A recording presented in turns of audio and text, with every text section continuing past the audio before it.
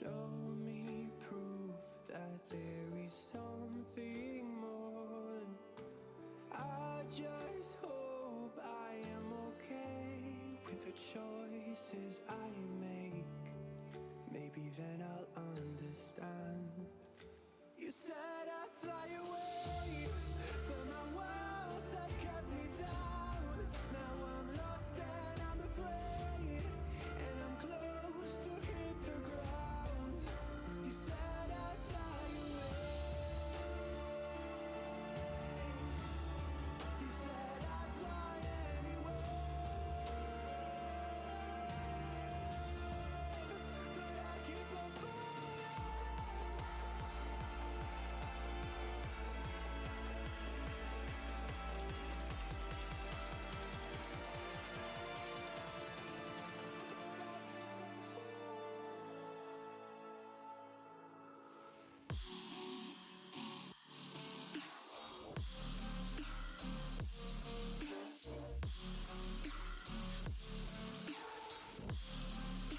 But I keep on falling.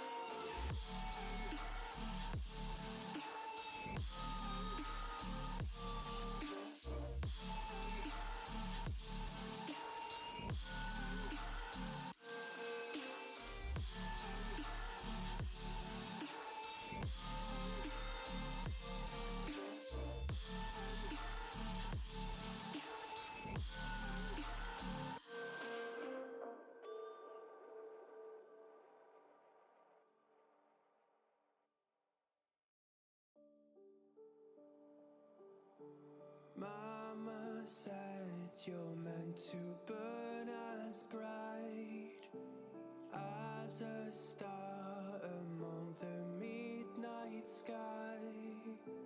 All the pressure blinded me, but now I see I'm no different from the rest. You said I'd fly away, but my walls have kept me down. Now I'm lost and I'm afraid, and I'm close to hit the ground. You said I'd fly away. You said I'd fly anyway, but I keep on falling.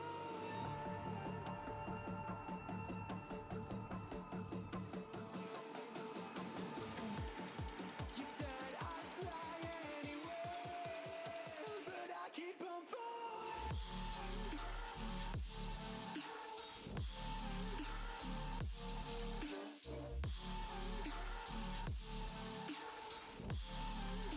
But I keep on falling.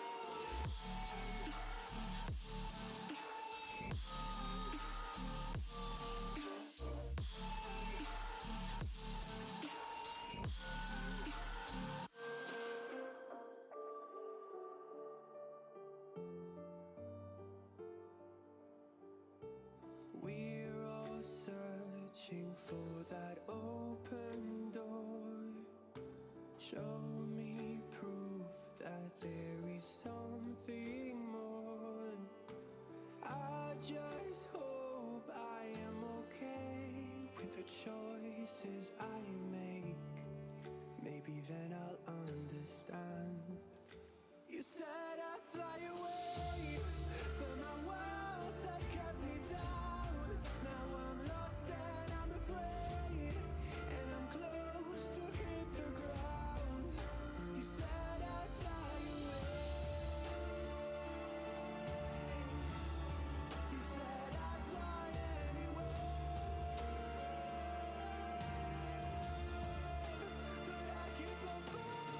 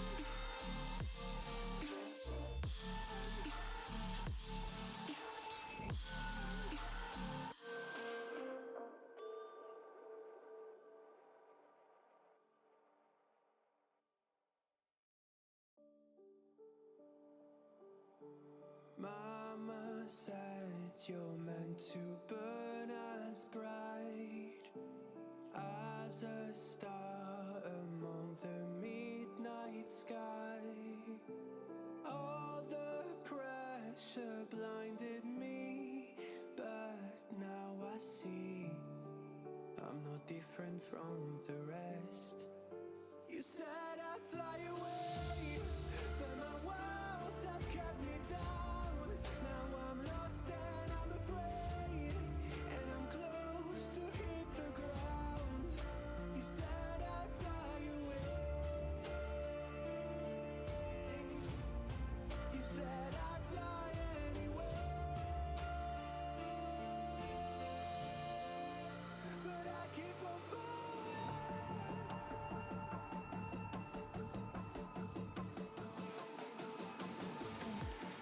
You said I'd fly anyway, but I keep on falling.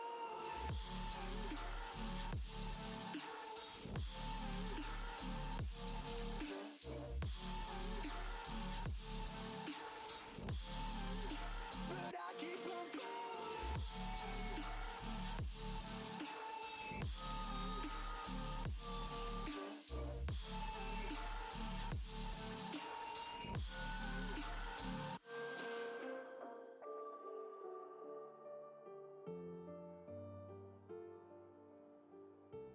We're all searching for that open door.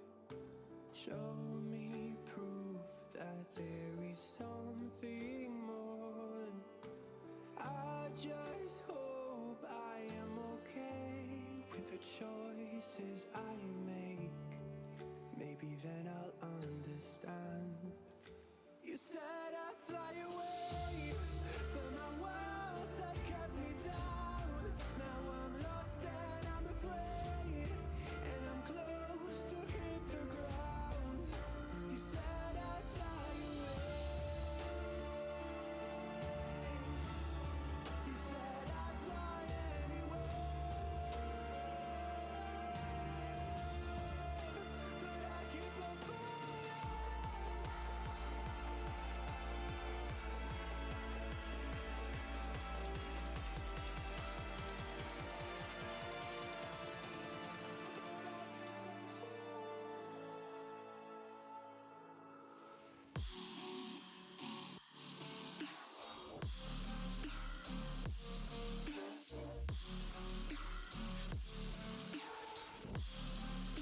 But I keep on falling.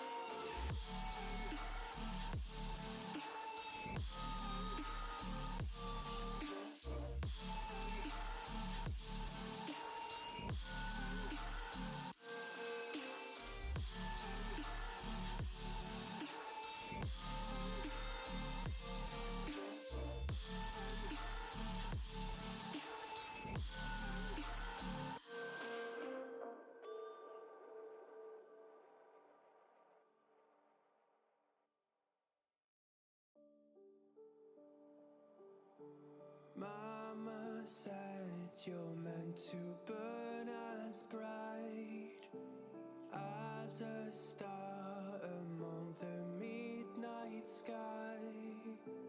All the pressure blinded me, but now I see I'm no different from the rest. You said I'd fly away, but my walls have kept me down. Now I'm lost and I'm afraid, and I'm close to hit the ground. You said I'd fly away. You said I'd fly anyway, but I keep on falling.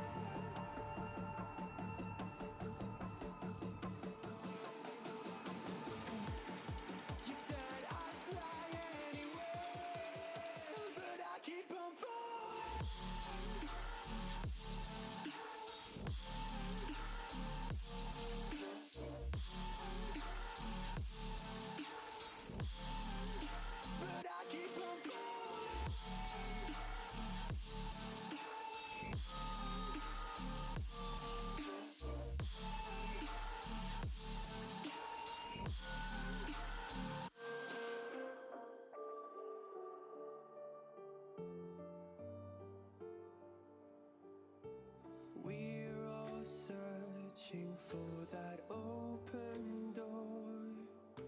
Show me proof that there is something more. I just hope I am okay with the choices I make.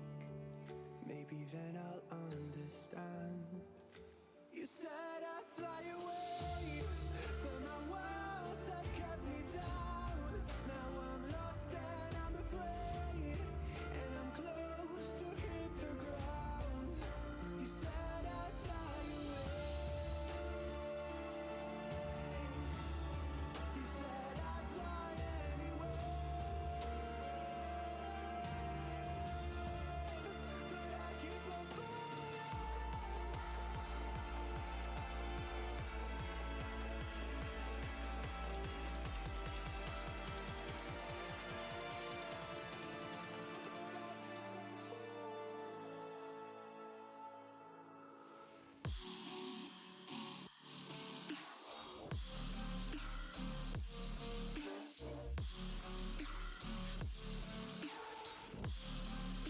But I keep on falling.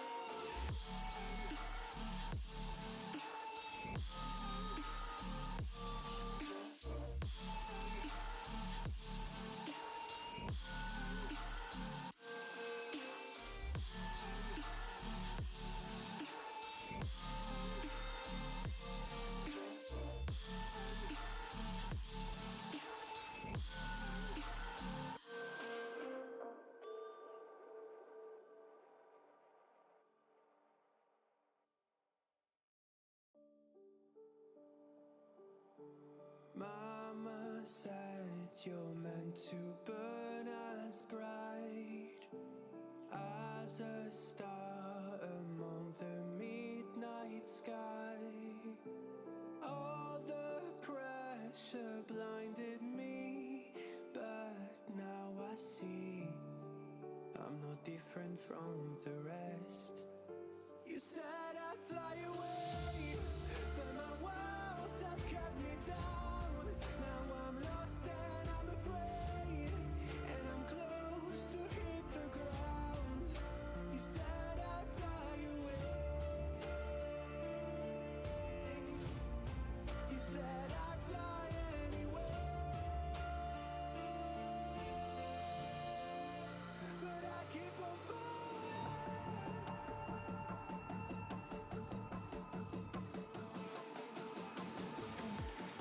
You said I'd fly anyway, but I keep on falling.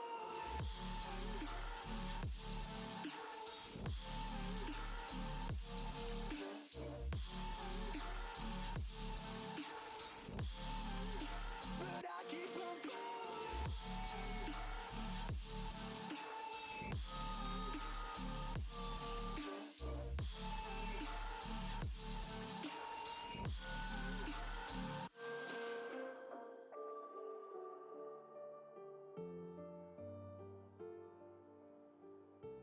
We're all searching for that open door.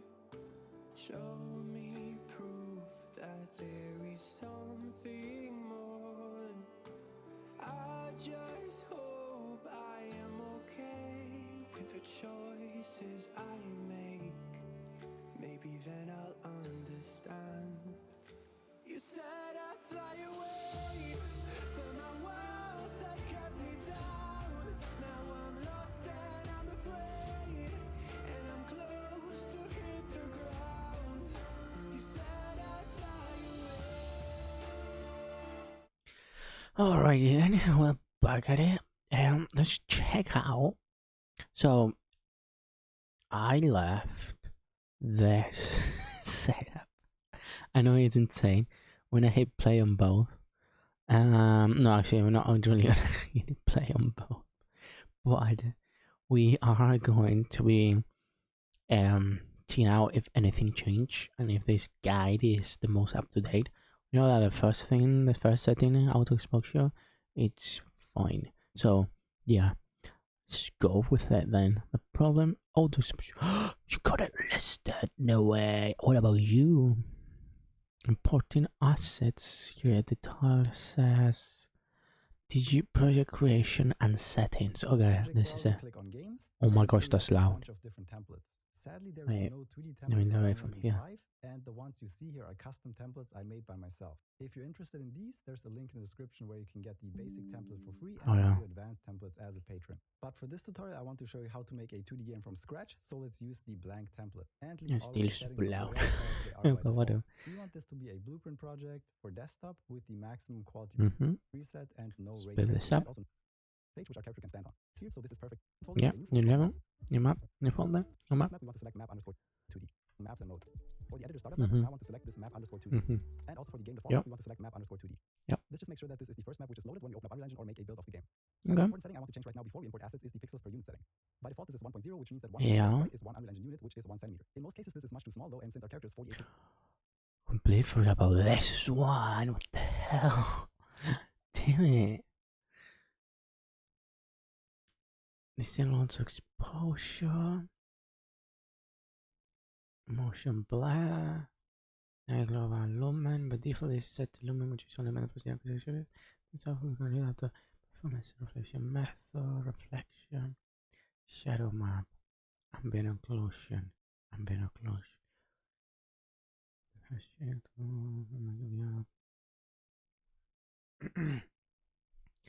Next to update instead of prompt you to reset the player and shadow, which will take a few minutes. Yep, fair enough. Post-processing settings. Volumes. Oh yeah, that's the one where you go after. And then we do unbound. Oh yeah, sure. Unbound. And then exposure compensation. Damn, bro, that's a lot of settings. Vignette, expand gamut. Tone curve. Only methods. C++ forcing view mode to unlit. When using C++, we will to force a package build to show the only view mode. What? The only mode is only supposed to be used for debugging. I was intended to be used in this way. However, when testing this on PC and Steam Deck, it did lead to a big performance boost and was this way to retain true sprite colors. According to this didn't work for him on Android builds, so use with caution at your own testing. What? Forcing view mode to unlit. Forcing view mode, but view mode is only for the Unreal Editor, isn't it?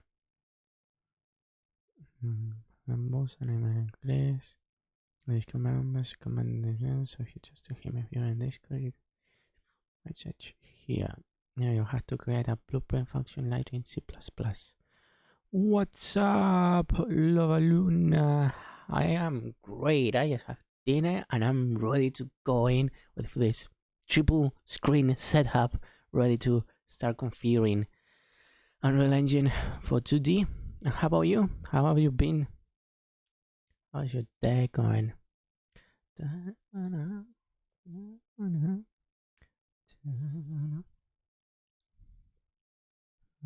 Make sure they select unlit for the view mode.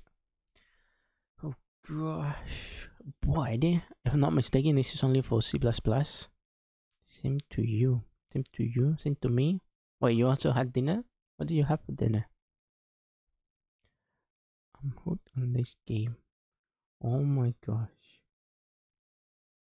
What is that? Is that Blood Up or is that the name of the game? What is going on? Anyway,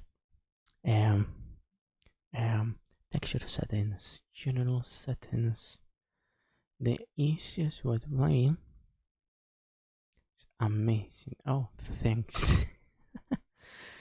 Oh gosh, I mean, I am also doing this on a timer, so yeah. Lively and welcoming. What do you mean? You're only the one that's keeping the chat lively and welcoming, Loa Luna.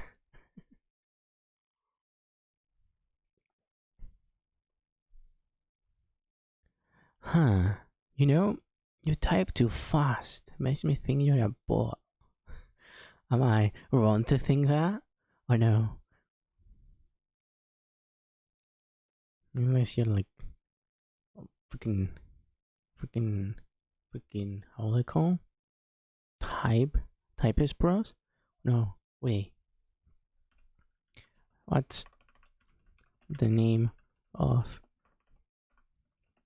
people who type too fast? I mean, very fast.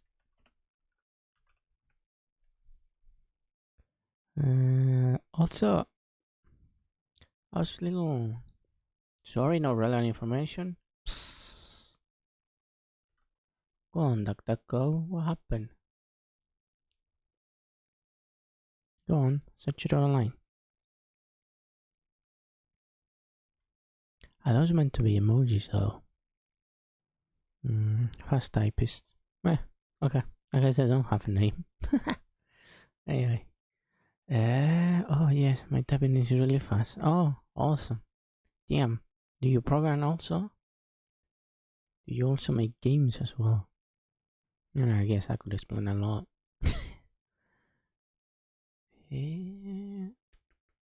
Triple screen. Right.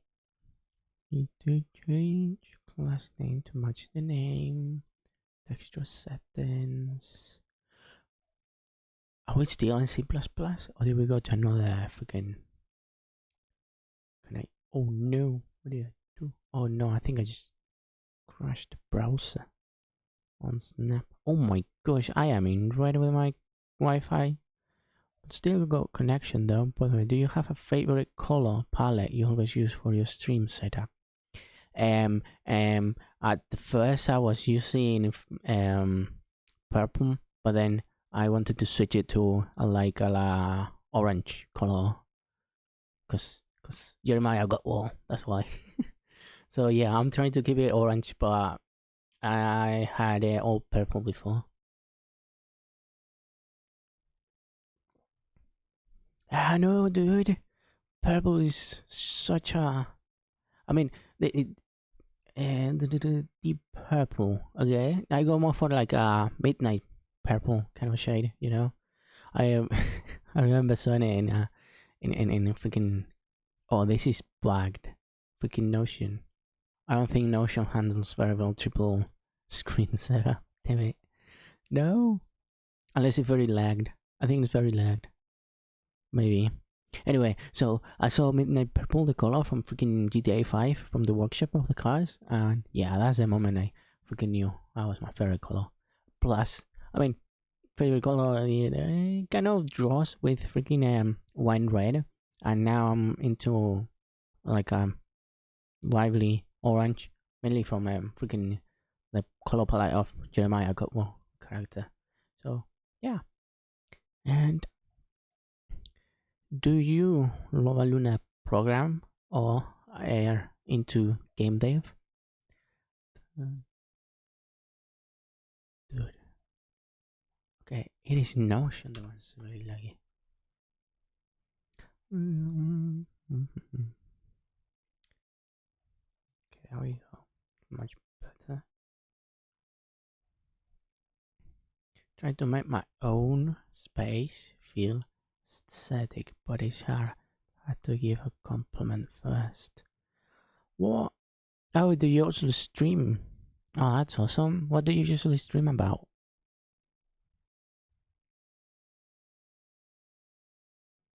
What? Small R element. Oh gosh.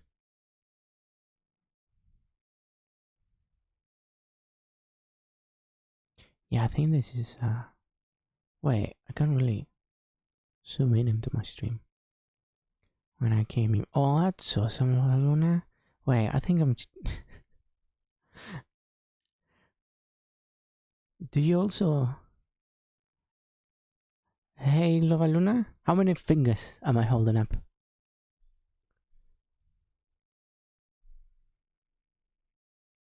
Can you answer how many fingers am I holding up? Wait, I guess I gotta hold on. Or not? Maybe. Nah. And also, I do think that... Yeah, I don't think there's... Wait, where do I check channel? There we go, there we go, there we go. Channel. I'll mute mine there. There is no and absolutely no thing. I am 100% sure you're a bot. Damn it, bro. I got literally no theme going on here though. It's a chat and 2 screens. Damn it. Yeah, let's go about the stream summary.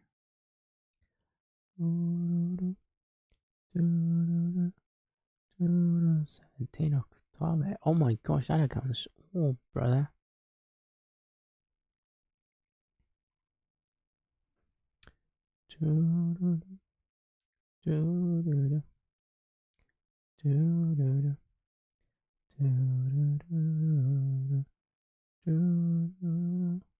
Let's check out your overall Twitch profile pages now. Came in. Oh my gosh, you've been typing. I'm sorry, I haven't read any. Hello together, no this is right when I come in. Also quickly check it out. Your overall Twitch profile, your content is great, but I saw a couple of places graphics where a small change could make a huge difference. You see your first input to get more followers. The reason I mentioned was I'm a digital myself. I specialize in designing those very things. Twitch overall, custom logos. I think, oh my gosh, I am getting a full advertisement. That's insane, bruh. About? Oh my gosh. Oh wait, you also stream, don't you?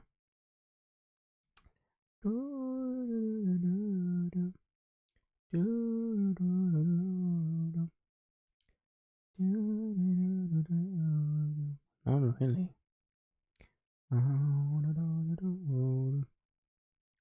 Oh my gosh, why are you?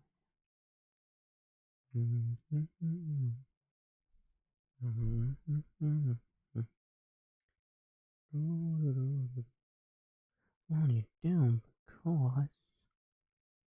Because.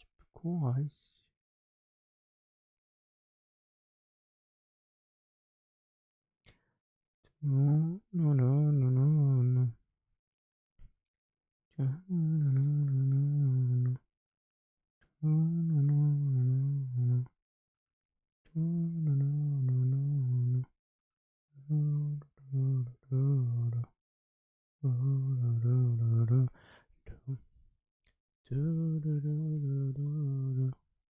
Wait, is that shown in stream? I don't think it's shown in stream.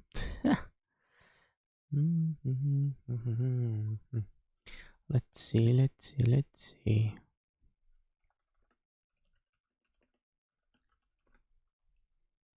Oh, that's gonna be 10 minutes. Oh, damn, dude. Can I change the difference setting of that? Oops. Oh well. Fuck to it. Yeah, look a bit sus. I mean, I checked the profile of Luna. It's got description, a few links, but there's no VOD stream, which could actually mean that Luna streams but doesn't save the VODs. But then also had a schedule, but I couldn't see past live streams, I guess. I mean, yeah, it's half though with AI and all. So, yeah. Indeed, I had 130 followers, so maybe, but I guess you can buy them nowadays, or just create so many accounts in Twitch that you have to follow, and yeah, poor idea. Oh, there we go. I finally popped out. Post processing C++ only methods. Oh, damn. Okay, yeah. So save view mode translate. The only problem with this method is that you have to set up C++, which can do. There's no way to pause. Only with blueprints only, how it does not work in a package project. Texture settings. The easiest way to apply the correct texture settings is to simply right. Oh, yeah, but that's fine. So update the following settings: minimum or minimum. Okay. The easiest way to apply the correct texture settings is to simply right-click a texture, go to Sprite Actions, and apply paper to the texture settings. Okay, this will update the following. Instead of doing it manually. Okay, I generally find it will work for most use cases. Okay. By using non-pixel art sprites, you might want to adjust the filter setting to use bilinear or trilinear filtering. Alright, buddy. There's a bug with the filter as well, which I'll explain below. Back. Blended pixel art. Oh, and that was the... You were trying to explain it, right? Which one? Damn it, dude, which one was it? It's a video I solved.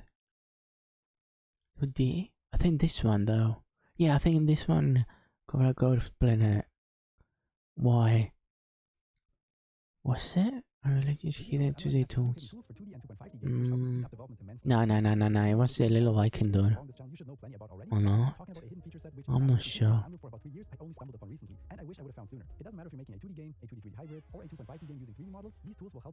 Yeah, no, here.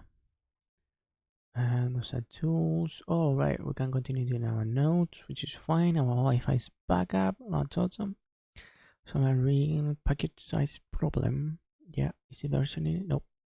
How to package? Oh, nope. It's just following this tutorial, I guess. Alright. And that's... I'm not sure which one you are. Damn it. What was that?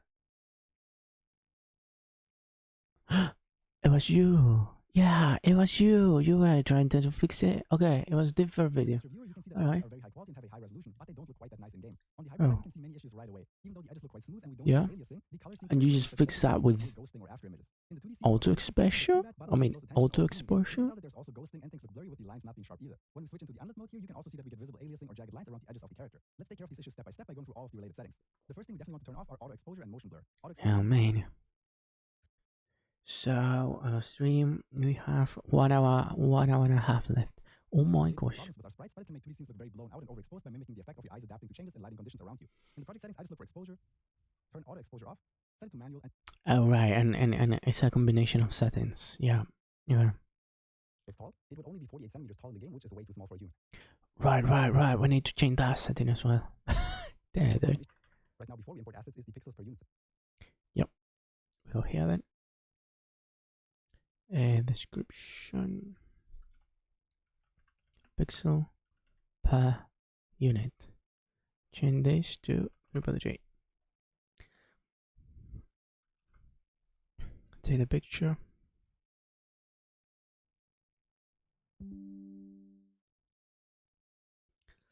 Let's just got it then. Oh my gosh, we need to summon.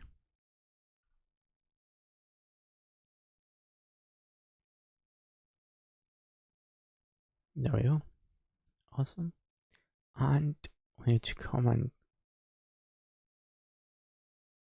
Damn it.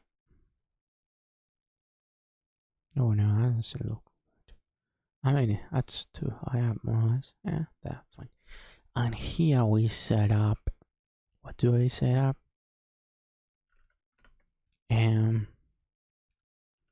Ensures sprite.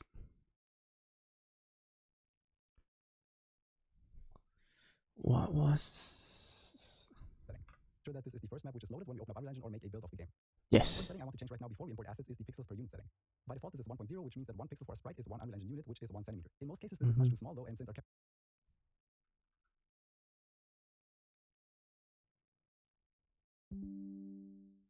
Yeah, I think this is the best way to explain it.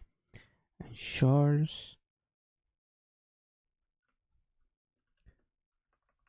the sprite is the same height as the player, same height as default as default. Basically,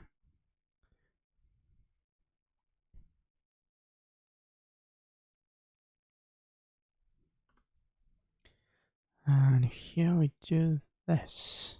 Awesome.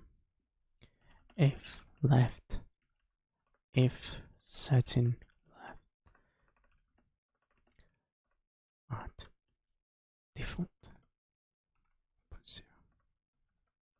Oh my gosh. There we go. Oh, oh, damn it. There we go. No, where's my 1, 2, 3, 4? Boom. There we go. Okay, cool. Now, what should we new here? Yep. Character is 48 pixels tall, Setting. but only be 48 centimeters tall in the game, which is way too small for a human. This would cause some issues with settings such as the step height and would allow us to teleport up and down ledges, which is something we definitely don't want. I believe making the character about 3 times as tall should suffice and make it about 145 centimeters, which is in a reasonable range. And if we type in 0.33 here, that will achieve the effect of scaling up our pixel art by 3. Oh. Now for all of the assets, we'll... Oops.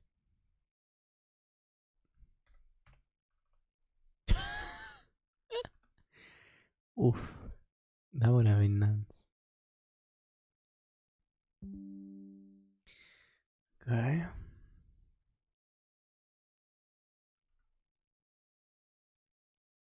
Well, you just need to change the picture. Well. Zoom. Oh no.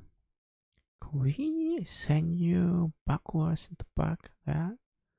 And then we just do this. And this. Oh, this is insane actually. I am wasting so much time on this. No, actually, making it excessively organized. Yep. Oh, there's no way all the settings. Porting assets, creating ties, creating sprites, creating blueprint to the post processes settings. There we go. And now when we start, we can see that the character nicely appears in front of the platform. We still can't control the character, however, I first want to take care of some 2D settings. Back blurry, art in game, setting with default contextual is fine. I need to have Unreal Engine editor. Wait, but that's when we do, when we click the sprite and then ensure the target lines are not widen. Is that it? When you make a build, there's a bug with the setting and sprites will appear to set the filter from default to nearest. Then there is one by one, every single texture is consumed, though unnecessarily you'll miss a few. The best workaround here is to filter for textures in the folder where you sprite sheets and tile maps. Okay, and then select and right click all of them, then go to Assets, Actions, Edit Selection in Property Matrix. Show all assets selected on the left side and then set the filter to nearest sources. Okay. So okay, but this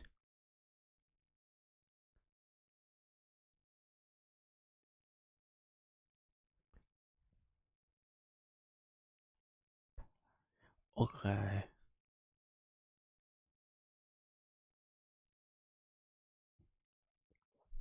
And this is what you were doing though. Okay. In some cases, when working with tile maps, if you press on start, everything might start becoming very bright little by little, and also the colors of the scene might look a bit strange. Unreal Engine is of course set up to make 3D games look good by default, and those settings are fighting against us, and we have to make some adjustments. I struggled quite a while finding all of the right settings, but there's actually a great blog post by UE52D which sums it all up nicely, and I'll use that as a reference. Go to Edit and Project Settings. First look for Motion Blur and turn this off. This can look good for 3D games, however blurriness doesn't go well with pixel art. Then look for Motion Blur. And for the anti-aliasing. Anti-aliasing is a technique that removes jagged lines, however again for pixel art this is something we don't want. Next look for auto exposure and turn it off. Special. Oh. Also set the auto exposure bias to 0. Next we want to look for global illumination and set the dynamic global illumination method from Lumen to none.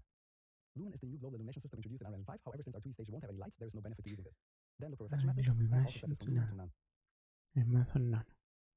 Next look for shadow map method and set this from virtual shadow maps to shadow maps. Shadow map to none. Method that should be a bit more performant in our case. Good. Lastly look for ambient occlusion and turn both of these off. Ambient occlusion. Yep, that's good. Ambient occlusion is a shadowing technique for 3D objects, but again, we don't have any lights and 3D objects, so there's no benefit to using this. All of the other settings we cannot set in the project settings, but have to create a post-processing volume for our level. To create one, we can click on the add icon here, volumes, and click on post-processing volume. Ooh, and then you added this one, forward shading. After doing all of that, engine, ambient occlusion, which is now forward shading. So you upload from the first shading to forward shading from making. Yep, good. I'll change that setting. Post process settings. Yep, process volume. We'll add this one. Just so we don't lose track of it, we want to put it to the 000 location, which we can do by just clicking on this reset arrow. Now we always know where to find it. You can have volumes like these which only affect a certain area in a stage. However, we want it to affect the entire stage, so the position doesn't matter. While it's selected, Oh no! Oh no! What's going on? Is that my Wi-Fi? No, this is Notion. What? Why is this so weird? It is Notion. Not my PC or my Wi-Fi. Why is Notion doing that? Oh, that's post-processing. Go ahead. Now we can take care of the remaining settings. Look for EV100. Both the min EV100 and max EV100 affect the auto exposure and can make the brightness of our sprites. Oh my gosh, what's going on? These to 0.0. Next, look up vignette intensity. This creates a darkened rim around the edge of the screen, which is something we generally don't want to do, so set this to 0.0 as well. Next, look for expand gamut. This will affect the colors of your sprites and might make them look unnatural. Set this to 0.0 as well. Wait. Also set the auto exposure bias to 0. Wait. Zoom in to none. Yeah. Volume 0. And Okay. post-process volume. Just so we don't lose track of it, we want to put it to the 000 location, which we can do by just clicking on this reset arrow. Now we always know where to find it. You can have volumes like these which only affect a certain area in a stage. However, we want it to affect the entire stage, so the position doesn't matter. While it's selected, we can just search for infinite and set infinite extend unbound to true. Extend unbound. Yep. Now Good. we can the remaining settings. Look for EV100. Both the min EV100 and max EV100 affect the auto exposure and EV100. Okay. these to 0.0. Next, look up vignette intensity. This creates a darkened rim around the edge of the screen, which is something we Vignette intensity. Set this to 0.0 as well. Okay. Next, look for expand gamut. This will affect the colors of your sprites and might make them natural. Set this to 0.0 as well. Lastly, let's look for tone curve. This tone curve amount will again affect the colors of your sprites. Okay. In some cases, this can look quite good and give the image a bit more contrast. However, if you want to keep the original sprite color, you want to set this to 0.0 as well. And now our 2D game looks a lot more pure and very close to how the sprites have originally been drawn. Okay. So these are some settings you always want to apply to your 2D games. If you end up adding more stages to your game, you just want to copy paste this post-process volume and place one in each of your stages to apply the same settings. Next up, we want to control the character and set up the camera. Awesome. Well, that's done. Good. Wait, how do I close this one? Oh no! Oh no! Boom. GG. The bias to 0. Now both of these scenes just have more consistent lighting. The first thing we definitely want to turn on to merge together in certain places, and we can see clear ghosts. Okay, I'm going to guess these captions are auto-generated by AI. Oh no, they're not. Oh, that's awesome. Because they're very precise. You can tell that there's also ghosting and things like oh, that's why. The first thing we definitely want to turn off are auto exposure and motion blur. Auto exposure isn't specifically related to the problems with our sprites, but it can make 2D scenes look very blown out and overexposed by mimicking the effect of your eyes adapting to changes in light conditions around you. In the project settings, I just look for exposure. Yeah. Turn auto exposure off. Set it to manual and the bias to 0. Now both of these scenes just have more consistent lighting for better testing. Yep. This motion blur, and even though it's getting a lot of hate, it can enhance the look of 3D games. But for sprite-based games, we don't want to use it since it will lead to some ghosting and blurriness, regardless of if we're using Pixar or high-resolution hand-painted sprites. We can simply turn motion blur off in the project settings. But even after that, we might not be able to tell a big difference since we still have multiple settings on that lead to blurring and ghosting regardless. Next up, we want to turn off Lumen and related settings just to make sure they don't interfere with our testing. For a 3D scene, you could use Lumen and Nanite if you wanted to, but Lumen comes with its own risk of ghosting that might interfere with our tests, and for 2D only scenes, you most definitely want to turn it off. In the project settings, look for dynamic global illumination method and set it to none. Set reflection method to screen space. Okay. And shadow maps back to the regular shadow maps. Again, you probably won't be able to tell the difference just yet, but we're working towards our goal. Now, the next setting is one of the most important ones, and it is anti-aliasing. If you're unfamiliar, anti-aliasing is a technique that helps us remove jagged lines. Wait, what? And for 2D only scenes, you most I heard turn it off. screen space. Global illumination method and set it to none. Set reflection method to screen space. Shit. Oh, okay. Wait, that's not reflection method. What is reflection method? It's not here. Oh, see, I told you there was an answer. That's could have been something new. Okay, so well, that's something new. What else? Motion blur. You did auto exposure, motion blur. You didn't do anti-aliasing though. They don't interfere with our lighting for better test. Related, blown out and overexposed by set manual and the bias to 0. Yeah. No, both of these scenes just have wait. lighting for better. Motion blur. No. Engine running the auto exposure to manual, and then what was manual 0. Testing. Next up is motion blur, and even though it's getting a lot of hate, it can motion blur but for sprite-based games, off. Use it since it will lead to some ghosting and blurriness, regardless of if we're using Pixar or high-resolution hand-painted sprites. We can simply turn motion blur off in the product settings.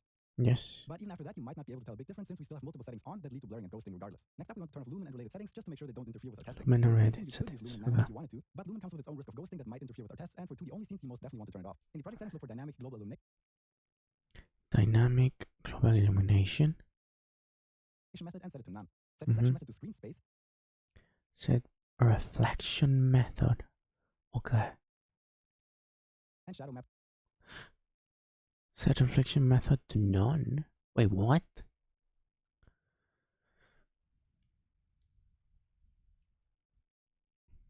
I need to enlarge this one.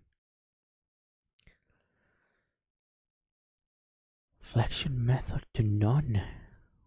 I mean, Back to the what? global illumination method and set it to none. Set reflection method to screen space.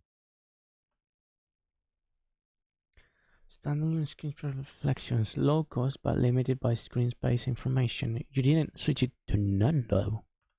Definitely want to turn it off. In the project settings, look for dynamic global illumination method and set it to none. Set reflection method to screen space. And shadow maps back to the regular shadow maps.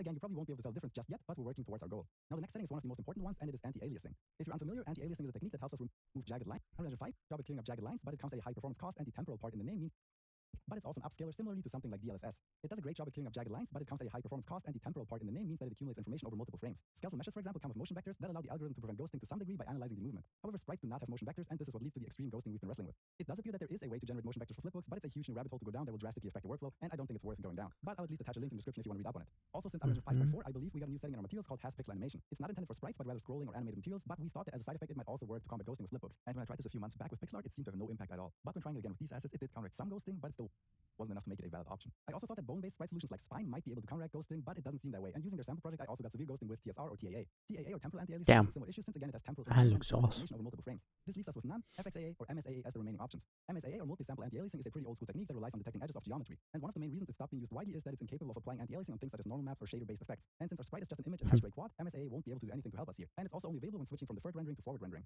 Okay, so that only leaves us with FXAA or none. With both FXAA and none, we get rid of the ghosting issues and also the colors merging together, which is great. But in both cases, we do get some rough pixels around the characters and some aliasing. I do believe though that FXAA does a better job at offering at least some anti-aliasing over having none. Especially for a 2D 3D hybrid, it also offers anti-aliasing for 3D objects in the background, and while it's not the most advanced anti-aliasing method, it's still better than nothing, and it's actually also what Born of Bread is using. And also Ender Lilies, which is a flat 2D game made with Unreal Engine 4, also offers some sort of anti-aliasing. And due to none of the other methods being a valid option, I believe it's also using FXAA. So what I would do is give players the option to pick between none and FXAA, but have FXAA active by default, and for now I'll also stick with FXAA for the remaining tests. The next couple of issues I only became aware of after messing around with Unity to see how things work over there regarding high resolution sprites. And by default, my zoom scale was set to 1.3 and made things look absolutely horrible in the viewport. So when I figured out that just by playing in a maximized window with a scale of 1 already made the sprites look so much better, I thought something similar might also help in Unreal Engine. We have multiple ways to start and test play our game, and by default when we hit the play button, it just plays in the built-in viewport, which is fine most of the time, but makes it hard to test things at the same quality and resolution your players will experience. When clicking on these 3 dots, we can change the mode to the new editor window, which just opens up a new window. But the one we're really looking for here is standalone game. This will launch the game in an uncooked state in a new process, and while it's not exactly the same thing as testing a package tipping build, it's the closest thing we have and will allow us to catch some problems early. And on a side note, in case your sprites are super loading in and become clear over time, that's due to texture streaming, and you can just ignore it for now or skip forward to the never stream section of this video and then come back. And during my prototyping phase for this video, I also had cases where things looked amazing in the viewport but extremely blurry when launching in standalone game mode. So we just want to make sure to check in standalone every once in a while since this is the closest thing to the package build and how players will perceive our game. And it also allows full screen by hitting Alt and Enter after clicking into the window. In addition to that, there are a couple of extra settings we need to check to make sure we're running the game at full quality. We can click on settings on the right and then go to the engine scalability settings. This will allow us to easily test different levels of quality, which will usually allow the player to update to an options menu. For our tests, we just want to make sure that everything here is set to epic, and also when going back to play in selected viewport, we want to make sure that the screen percentage is set to native or 100%. Since if it's any lower than that, the sprites will appear quite blurry. Screen percentage is also often called render scale, and you've probably seen a lot of games which allow you to adjust the setting. This is so that even if you have weaker hardware, you can still run the game itself at the native resolution of your screen to have crisp UI elements, while rendering the 3D elements at a lower render scale to hit your 60 FPS or whatever the performance target is. But for now, we just want to make sure that it's 100% in the multiple places where you can set it, and we view the image at full quality. In the project settings, we can look for screen percentage and make sure the manual screen percentage is set to 100%, and screen percentage mode for desktop render is also set to manual. And also under editor performance, set the first setting to manual as well, and make sure it's set to 100% down here. This setting can also be accessed if we go to the viewport menu here on the left, and then we can look at the screen percentage. One additional thing we can do here is set the number to something higher than 100%, and this allows us to super sample the 3D image. And you can see how much sharper things get when we set it to 200%, for example. But this does come at a rather high performance cost since we're basically rendering the image at 2 times the resolution and then downsampling it into whatever our native resolution is. So let's compromise and set it to 150% for now. This is actually also what Ender Lilies does. It gives the user a slider to set the render scale between 50% and 150%, and you can see a huge difference in quality by just changing this one setting. I see nothing. And I believe that my hardware actually defaulted to 150% since I have so much leeway in terms of performance. But now we only set it for the viewport and it won't affect our standalone game. Ideally, we want to have an options menu to allow players to set this, but for this quick test, we're just going to force it through blueprints when the game starts. The best way to do this is probably to create a new game mode and set it as the default in the project settings, maps, and modes. Inside of the game mode on begin play, we can then call the execute console command node and type won't affect our standalone game. Ideally, we want to have an options menu to allow players to set this, but for this quick test, we're just going to force it through blueprints when the game starts. The best way to do this is probably to create a new game mode and set it as the default in the project settings, maps, and modes. Inside of the game mode on begin play, we can then call the execute console command node and type in r.screen% 150 or whatever percentage you want to use. Now that we're done setting up the screen percentage, we also want to make sure that the actual resolution is set up correctly as well. Back in the blueprint, we can check the current resolution by calling get game user settings, then from the return value get screen resolution, and then print string the result. In my case, it defaulted to 720p, so I want to make sure to use 1080p, which is the native resolution of my screen. Now, before getting the resolution, I want to open up some space and on the game user settings call set screen resolution. Okay. I mean, drag off and make in point. In my case, 1920 by 1080. But you go ahead and use whatever the native resolution. I mean, I can go. Now, from far away, we still do see some aliasing due to mipmaps, which we'll get into later. But when zooming in, it does already. Okay. Look quite nice and crisp. And the same thing holds true for a 2D 3D hybrid scene. Now we're going to look at a lot of different settings related to the texture and how they affect our image quality. First, I want to look at the texture resolution of the actual sprite and if a higher texture resolution will lead to a better image. Luckily, the free Cobra Robot by Douglas Avila comes with one set of textures for full HD, where a single frame of the character is 713 pixels wide and 588 pixels tall, and a set of 4K textures where it is 1421 pixels wide and 1170 pixels tall. In the texture editor, when zooming in, you can clearly see that the 4K texture looks a lot sharper. But let's see if that also makes a difference in the game, because so far I've just been using the HD texture and not the 4K texture. To test this easily, I simply created an actor blueprint for the Cobra and placed it in the scene, and then created a function that allows me to switch between both of these resolutions, which I then call from the level blueprint when pressing the T key. To make sure the sprite doesn't get bigger though, I had to adjust the pixels per unit setting on the 4K sprite for them to show up at the same size as the HD sprite. Now, even on my laptop that has a native resolution of 1080p, I was able to tell a slight difference in quality when being this close to the character, especially around the face. But I couldn't perceive any difference when it comes to the outlines and how aliased they are. And when looking at the characters from further away, I wasn't able to tell any difference whatsoever. So the required texture resolution depends on how large your characters will appear on screen. But when trying this out on a 4K TV, I was able to tell a difference when switching between the HD and 4K sprites. However, it wasn't as huge of a difference as I thought, and it's probably not going to be reflected in this 1080p video. So including 4K textures makes a bit of a difference for players who have a display and PC to support it, but it will have a huge negative impact on performance. So it's something we'll have to think about on a per project basis. Now let's get into some. Well, oh dang, it's a little image in 4K. I mean, yeah, sure, they build up like crazy. Okay, yeah. HD and 4K sprites. However, it wasn't as huge of a difference as I thought, and it's probably not going to be reflected in this 1080p video. So including 4K textures makes a bit of a difference for players who have a display and PC to support it, but it will have a huge negative impact on performance. So it's something we'll have to think about on a per project basis. Now let's get some of the texture settings we can adjust. The first one is. Wait, couldn't you just package both of them? No, because then they would need to download both of them unless you give them the choice which one to package with. So like, and in Steam, it will be like you download the game from Steam, it downloads, you open it in your library, and then you open the game, and it prompts you to, would you like to download HD or 4K quality? If that's possible, then yeah, that'll be the solution. Textures first before the high resolution textures are loaded in, and this is a functionality that many game engines have to improve memory performance. But for our 2D sprites, this is something we don't want to use since this just looks absolutely horrible, and the performance trade-off is not worth it. It's not noticeable when playing in the viewport, but it certainly is when playing in standalone game mode or from a package build.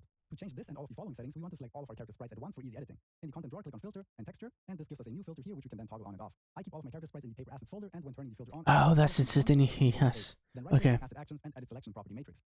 Again, Control A to select everything, and then on the right side we can make changes to the settings of all of these assets at once. We want to make sure to select never stream here to always load these textures in at full resolution. I'm not sure of the specifics, but for this project with these sprites, it actually doesn't even let me turn it off, so I already had it checked the whole time. Just make sure it's also active for you as well, and it will prevent blurry, glitchy sprites like this when playing in standalone. Next up is the texture compression setting. A lot of these options here are for very specific purposes, such as normal maps, masks, HDR textures, etc., and none of these are relevant to us. There's a great video by Ben Cloud, who is a shader wizard and definitely knows much more about this than I do, which you can check for details. But in short, the only relevant options for us are the default, which is BC1 or BC3 with alpha, user interface 2D, or BC7. To try all of these out, I just want to load individual texture first to see if we can perceive any difference. And no matter which setting I choose and which texture I tried on, I cannot see any difference at all. In Ben's video, which is quite old and still using UE4, you can see a difference when changing these settings, and you can also see how the resolution size is changing as well. None of this is happening for me, so I wonder if the view is bugged or if any other settings affecting this as well. Using a different sprite in an Unreal 4.27 project, I was actually able to tell a big difference between the default settings and BC7, with BC7 looking so much better while still offering the benefits of file compression. As far as I know, user interface 2D means no compression at all, but I wasn't able to tell any difference between BC7 and user interface 2D. So in my UE5 project, I'll also use BC7 on all these textures, but you should try for yourself which of these three options best works for your project. When I asked the development team of Born of Kings, I also said they're using BC7 compression. Next up are the mipmap settings, and even if you're not familiar with mipmaps, you probably know about the level of detail. use BC7. This allows us to set multiple levels of complexity for a mesh and show a lower poly version if the object is further away from the camera. And mipmaps are a similar system to that, but for textures. Showing a low resolution texture if something is being displayed small on the screen, and showing a larger resolution texture if something is big on the screen. When opening up an individual texture, you're also able to preview all of these different mip levels that have been created. Here on the right side, you can see the number of mips, and this just shows how many levels of detail it can pick from.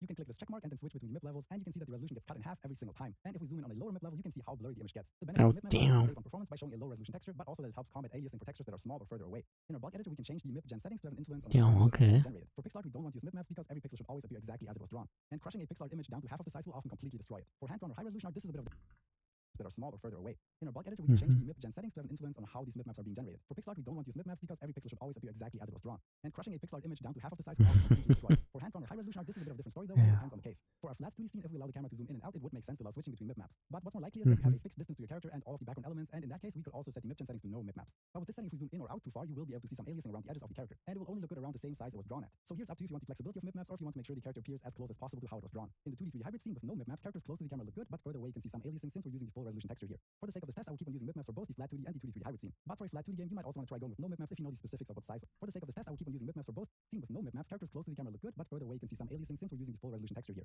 For the sake of this test, I will keep on using mipmaps for both the flat 2D and the 2D 3D hybrid scene. But for a flat 2D game, you might also want to try going with no mipmaps if you know the specifics of the size on screen your character will appear. But now to pick one of these mipgen settings, we need to know exactly what they do, and I found a great blog post by Moko that goes into detail on all these different options. It's in Japanese, but I'll link it in the attached document, and you can probably use some translation tool to get the gist of it if you want to know more. By default, it is set to from texture group, and this means that it will pick whatever parameter is set on this texture group that we have selected. Texture groups are basically like presets with different settings that can be adjusted, and we'll go into more detail on that in one of the next steps. With the texture group of one, it's actually using the simple average MIP setting. But we now want to manually pick our mipgen settings, and we can choose between these 7 options with blur or sharpen having multiple levels to choose from. But as you see here, no mipmaps, leave existing mipmaps, and angular don't seem to have an effect. And outside of the no mipmaps, which we already discussed, these methods are for very specific use cases and irrelevant to us. This leaves us with the simple average we've been using, sharpen, blur, and unfiltered. And you can hover over these to see the tooltip and get a technical explanation of what they do. But let's also have a look at them directly in game. Sharpen is the one that Born of Red uses to sharpen up the details in the face a little bit, but I'm not quite sure which level of sharpness they used. I tried sharpen 5, and it appears to introduce a bit more aliasing than simple average did. For blur, I tried blur. In the case of this character with translucent elements, it made the helmet disappear in the viewport and introduced a lot of blue outlines when playing in standalone mode. Unfiltered also just seemed to introduce more aliasing. Dude, this is insane. Depends on your project and what kind of sprites you're using. For both my flat 2D and 2D 3D hybrid scene, it seems to yielded the best results, and I'll stick with that. I guess this, I just like filters more or less. Keep more detail. So you'll probably want to go through some trial and error here after setting up a proper scene. A related setting to mipmaps is the LOD bias, which has the default of 0. And this allows us to not include the highest mip levels in our cooked build. But since we of course want to use the highest resolution of our texture for characters, we want to keep this at 0. Next up is the texture filter setting, which is also partially related to mipmaps. What I've been using here so far and what it defaults to is bilinear filtering, which usually works quite well for high resolution sprites like this. Bilinear filtering smooths out textures by averaging the color values of the 4 surrounding pixels or texels. If you've played any N64 game, then you should be familiar with these blurred out and smoothed over textures. And this was an early form of bilinear filtering using only 3 surrounding pixels. Game consoles before the N64, such as the PS1 and Sega Saturn, didn't support texture filtering and would try to draw the pixels in the nearest relevant place in relation to the texture, which is the nearest setting in Unreal Engine. This is most definitely the setting you want to use for pixel art, since both bilinear and trilinear will completely blur the image. But again, for hand-drawn sprites, it is a little bit different. On the texture preview, when zooming in, you have to pay close attention to see any difference when switching between these settings. Oh yeah. The more apparent it becomes that the nearest setting creates aliasing. Yeah, this one is the one that we read and recommended.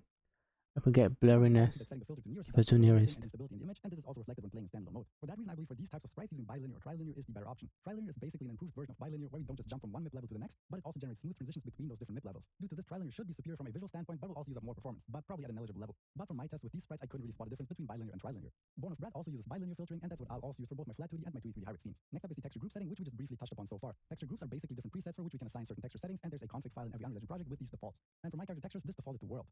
In a lot of cases, we already went ahead and overwrote the default from texture group with an explicit value. So I believe unless we made explicit changes to the texture groups, there won't be that much of a difference between what we set here. So I would either leave it as world or go for 2D pixels unfiltered. I can't really tell the difference between these, but I'll stick with 2D pixels unfiltered so we can keep a separation between our world textures for 3D objects and our 2D textures for characters. So far we looked at project settings and texture settings, but now we're going to look at a couple of material settings for our sprites. By default, all sprites will use the masked unlit sprite material, and I've been using that for both of my scenes so far. Unlit material is self-illuminating and isn't affected by lights or shadows in the scene. A lit material, on the other hand, would be affected by lights and shadows. What we care about more for the purpose of this video though is the masked part, since we'll have to choose between a masked and a translucent material. Masked means that each pixel is either fully visible or completely invisible, and we can use the opacity mask clip value to decide what the threshold for this decision is. Again, for pixel art this is perfectly fine since we always use fully drawn pixels, but for hand-drawn art using a brush, around the outline we do have this area where many pixels are transparent and neither fully visible or fully invisible. And forcing the masked material to make a decision which of these pixels should be visible or invisible causes some of the aliasing around the character. To quickly try out the translucent material, I'll create a copy of this character by holding Alt and dragging to the right. Then I select the flipbook and go to the material settings. And if you don't see any other materials showing up here, make sure to click on the cogwheel and show engine content and show plugin content, and then we can look for the translucent unlit sprite material. Now on the left we have the masked material and on the right the translucent material. I think you can easily tell that we have less issues with aliasing on the right, but it also introduces a little bit of blurriness or softness around the edges and makes the outline appear thinner. In the hybrid scene I did something similar, again using the masked material on the left side and the translucent material on the right side. The most obvious thing is that we can now see the glass dome on the spacesuit properly since all of the different opacity levels are properly represented. While on the left side the glass is completely invisible outside of the specular part. But having transparent parts like this on your 2D sprite is quite rare and it's not what I want to really focus on here. But I do think the outlines also look a bit smoother and cleaner with the translucent material. When making a flat 2D game, using translucent material also allows for things such as sorting layers by priority levels you can manually set. So that alone might make you want to use it for those purposes. But generally speaking, translucent materials come at a high performance cost than masked materials, and there's a great video by Unreal DevHub going into detail, which I'll also attach in the linked document. However, especially for flat, unlit 2D games that don't have any lighting in the scene, I think the difference is probably negligible, and I think for those cases a translucent material is definitely a valid choice and something I've used before. But for 2D 3D hybrid things are a bit more complicated. In most cases we do want lights and shadows to affect our characters, so we want to use a lit material, and to demonstrate I'll switch from using the unlit material to using the masked lit sprite material on the left and the translucent lit sprite material on the right. I'll then set both of them to cast shadows and place a cube in the scene to demonstrate the lighting and shadows. Even though the translucent material is crisp and has less aliasing around the edges, it is unable to cast shadows, looks very dark, and while it does receive shadows, in a way it's very blurry and imprecise. The lighting is the only thing that appears to be working properly here. Now I've never been able to get a translucent sprite material to play nice in these conditions, but if you had more success with this, definitely let me know in the comments. So for now I don't think the translucent material is a good fit for our 2D 3D hybrid scene, and I want to instead concentrate on improving the masked lit sprite material for a scenario like this. To be able to adjust the properties, I first want to create a copy of the sprite material that comes with Unreal. I can find the material in the character and click on the folder icon to find the source. Then I don't want the instance but the parent material and drag it onto the content folder and then copy here to create a copy of it. I then create an instance of this for easy editing and make sure all 3 of these flipbooks are using it so that changes will be reflected. In the parent I just double check that the blend mode is masked and the shading model is default lit. In the material instance I can then look for the opacity mask clip value and try out different values.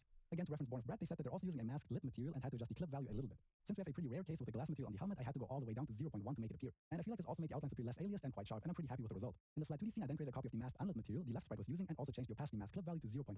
And while the difference here is very slight, I still believe a lower value gives us a slightly stronger outline with slightly less aliasing. But again, for these flat 2D games you might want to stick with the translucent material on the right, and the choice is up to you. And on a side note, note, when then using your sprites with a character blueprint, you'll most likely want to change the pixels per unit setting to something large like 2.0 or 3.0 to match the size of the capsule. This way we shrink down the sprite, and it's pretty much the opposite of what we do for pixel art, where we use a value smaller than 1 to make the sprite bigger. Roughly matching the size of the capsule, just make sure that the settings that was might the outline with slightly less aliasing. But again, for these flat 2D games, you aliased and quite sharp, and I'm pretty happy with the result. In the flat wait, I got the lost. sprite material that comes with Unreal. I can find the material in the character and click on the folder icon to find the source. Then I don't want the instance, but the parent material, and drag it onto the content folder and then copy here to create a copy of it. I then create an instance of this for easy editing and make sure all 3 of these flipbooks are using it so that changes will be reflected. In the parent, I just double check that the blend mode is masked and the shading model is default lit. In the material instance, I can then look for the opacity mask clip value and try out different values. Again, to reference Born of Bread, they said that they're also using a masked lit material and had to adjust the clip value a little bit. Since we have a pretty rare case with the glass material on the helmet, I had to go all the way down to 0.1 to make it appear. And I feel like this also made the outlines appear less aliased and quite sharp, and I'm pretty happy with the result. In the flat text, I then created a copy of the masked unlit material the left sprite was using and also changed the opacity mask clip value to 0.1. And while the difference here is very slight, I still believe a lower value gives us a slightly stronger outline with slightly less aliasing. But again, for these flat 2D games, you might want to stick with the translucent material on the right, and the choice is up to you. And on a side note, when then using your sprites with a character blueprint, you'll most likely want to change the pixels per unit setting to something large like 2.0 or 3.0 to match the size of the capsule.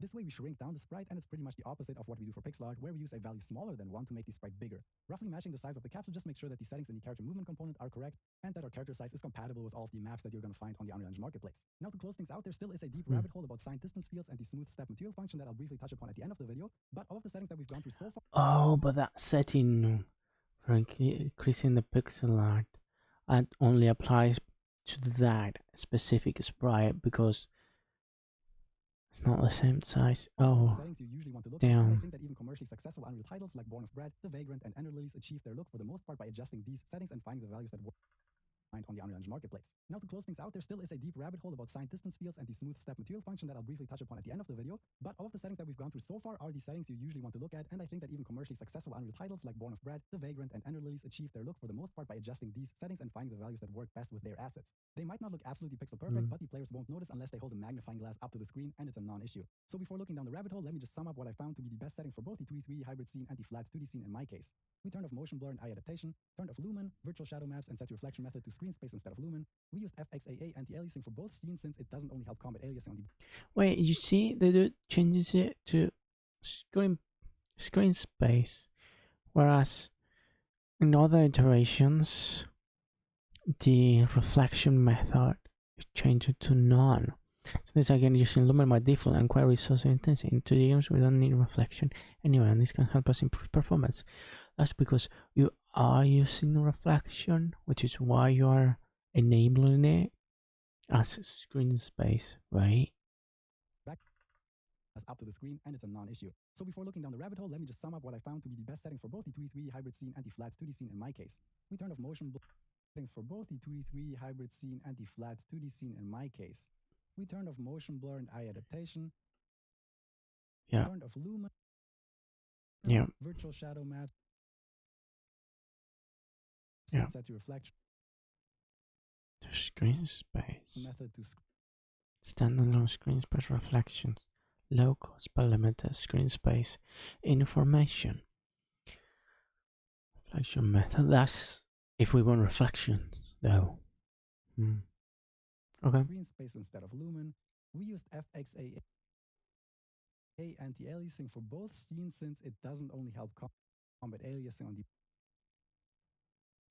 background elements but also the sprite's edges. We made sure that the scalability and screen aliasing on the back. We used FXAA anti-aliasing for both scenes since it doesn't only help. What's the shortcut for... There we go. Total play, rewind. First, next frame. Oh, the little dots. Awesome. Damn it. Okay.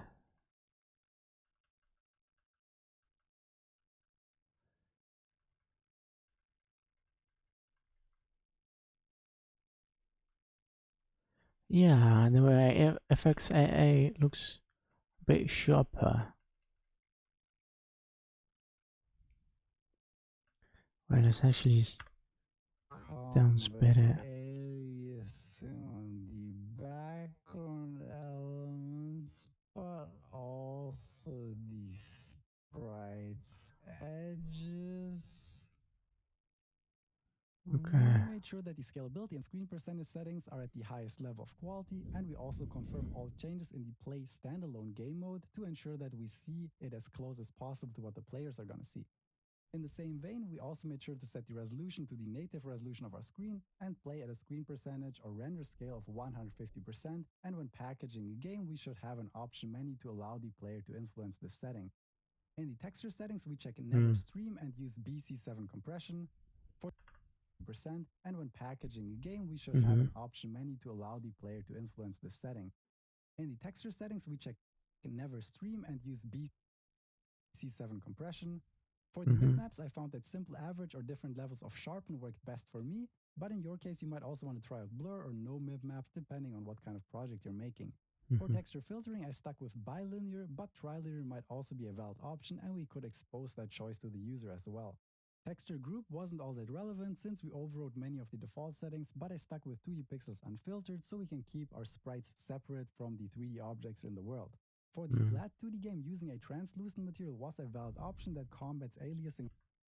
For the flat 2D game, using a translucent material is separate from the 3D objects in the world.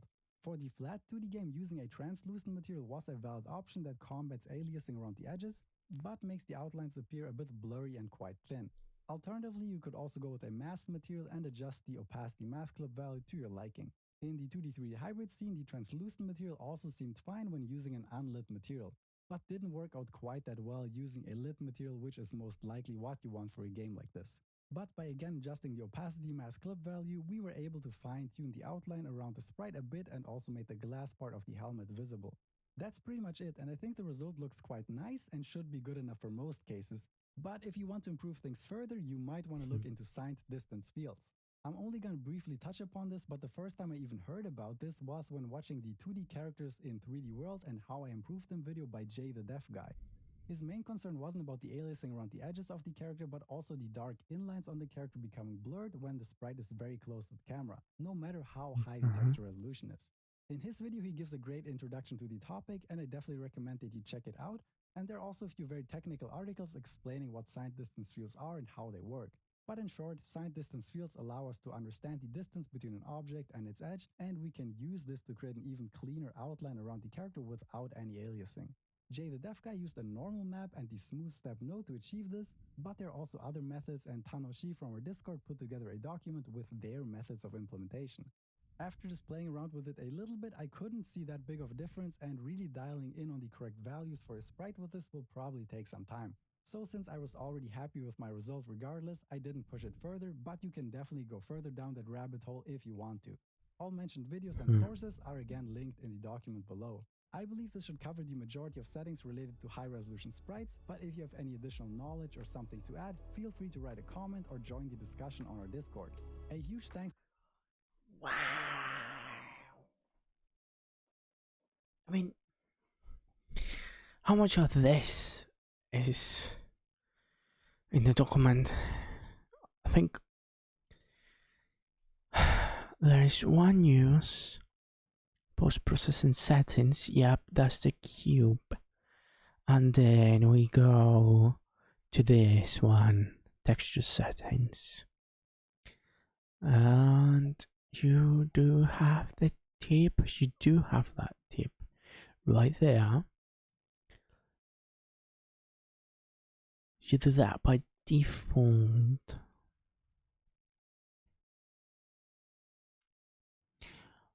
Oh, it's already doing it. Okay. What was the insane one? This one. No, was all of this. Screen resolution. Okay, so the extra steps are insane. Gosh, you made me so tired though. But if we can have them documented the way we understand, then tomorrow, day 3, is gonna be a breeze.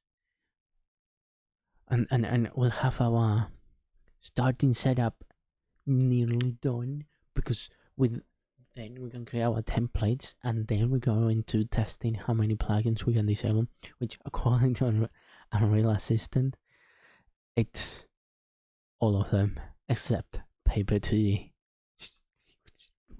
I don't think it's gonna work though, but hey, let's give it a go. I need more water. Be right back. And I'm back. We're gonna do all of this, which I'm pretty sure this guy just follow every single little thing that's in here. So yeah. Oh boy, where did we left off though? From here, this setting though. You'll also have to come here and review this setting once more, and then we need to look at the order we do all of these settings. So one definitely clear is that this one is the last one, as well as this one's. All of these ones are the last steps that we need to do. And choose a first map, usually map. Yeah, that's fine. Change the project name and okay, I think this is one of the first settings we need to set up. It's more like a reminder than anything. Awesome. Then we have.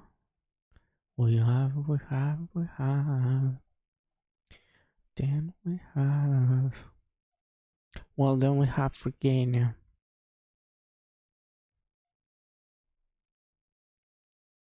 Just random optimization settings. Content when cooking. And at no moment they did specify there, so.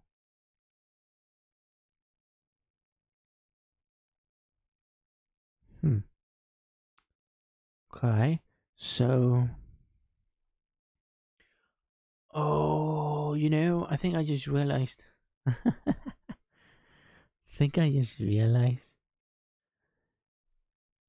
What this chatter was talking about, and that I actually have a style, because probably the chatter wasn't in full screen and was seeing me from my, oh my gosh,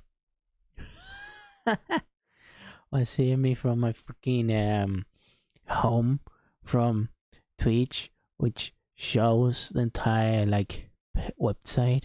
So like I just banned the dude because I thought it was a bot. Damn it. Whatever, dude. It was always there. It was trying to promote its services. But I wanna see the perspective the dude had, which is going to my channel here as well. So over here, going to the channel. No, can I suppose? There we go. And here's not the setup though. Huh? About? No, you see, doesn't. Okay, so the person may already have been in the about section of me and seen the style I had. Huh. But no, this person clearly said it that they liked my little style I had below my profile, which on my stream I have nothing, but like on my Twitch home I do have the styling going on. So yeah, tough cookies. Oh, look at that, Linux. Amazon AWS, right? Oh damn, Linux is up on mine. Okay, let me just go back to Creator Dashboard, Stream Summary, and Stream Manager. Done.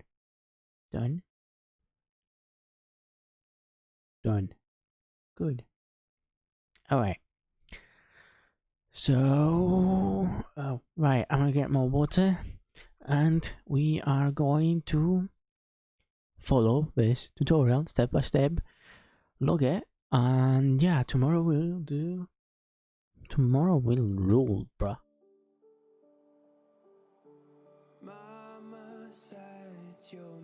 to burn as bright as a star among the midnight sky. All the pressure blinded me, but now I see I'm no different from the rest. You said I'd fly away, but my walls have kept me down. Now I'm lost and I'm afraid, and I'm close to hit the ground. You said I'd fly away. You said I'd fly anyway, but I keep on falling.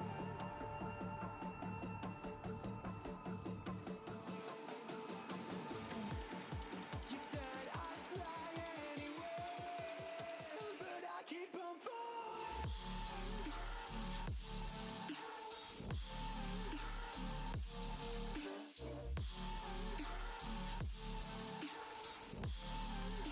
But I keep on falling.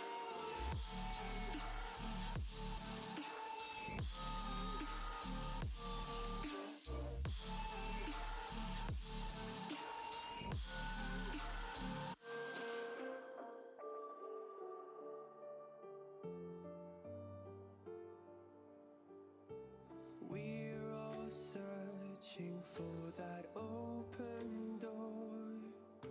Show me proof that there is something more. I just hope I am okay with the choices I make. Maybe then I'll understand. You said I'd fly away.